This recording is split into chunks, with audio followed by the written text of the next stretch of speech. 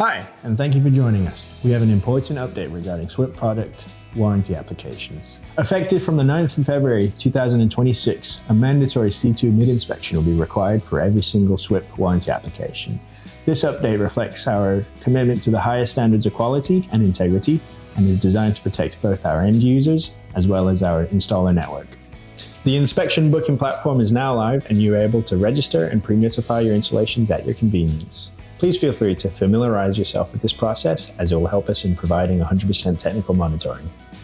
Here's what you need to know. The C2 inspection is completely free of charge. It is a SWIP-only requirement and it's part of the warranty application process.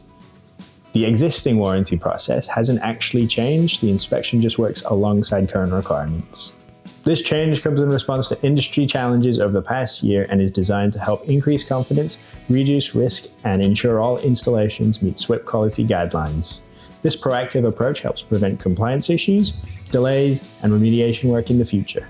Please note, a successful C2 inspection is required in order for a warranties claim to be processed. Any claim that does not have or has failed an inspection will be rejected. For more information, including how to register and pre-notify, as well as what to expect during the inspection, please visit the link in the description below.